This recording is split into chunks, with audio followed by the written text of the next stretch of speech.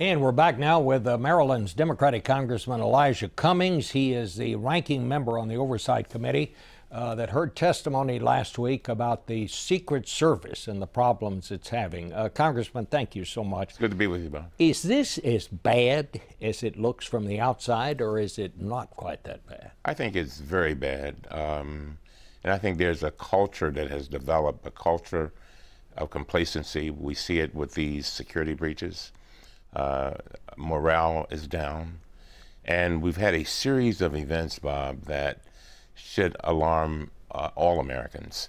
And certainly the question has become, is this the Secret Service that we all thought it was? And I'm beginning to wonder about that. Well, that's it. What is it that's gone haywire here? Because, I mean, you know, I'm like you, Congressman. I've known people in the Secret Service all the way back to the Johnson administration, and these are great people, I mean, who put their lives on the line. They are patriots to the core, and yet all of a sudden, this thing just seems to be coming apart. Well, one of the things that's happened, why is that? I don't think it's necessarily all of a sudden, by the way. I think that based upon some information that we've gotten from whistleblowers, this goes back a ways, and the information has not come out.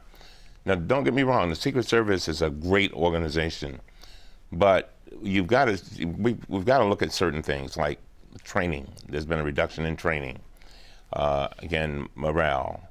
This whole idea of reduction with regard to high turnover, things of that nature. And it's led to a group of Secret Service agents who feel more comfortable, Bob, coming to the Congress than even going to their own superiors. And it seems as if we have a Secret Service that doesn't even trust itself.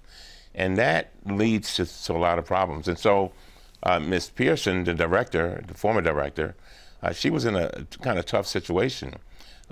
She came before the Congress. She was not completely candid with us.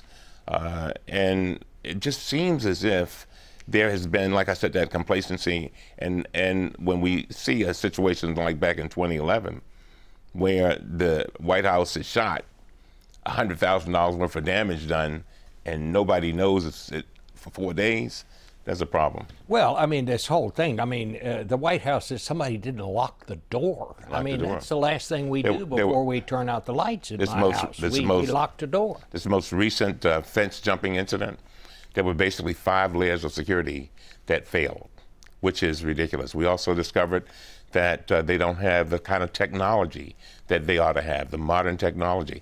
So we got to really, Bob, this is a transformational moment where we've got to look at the Secret Service, and now we've got to figure this all out and get it right.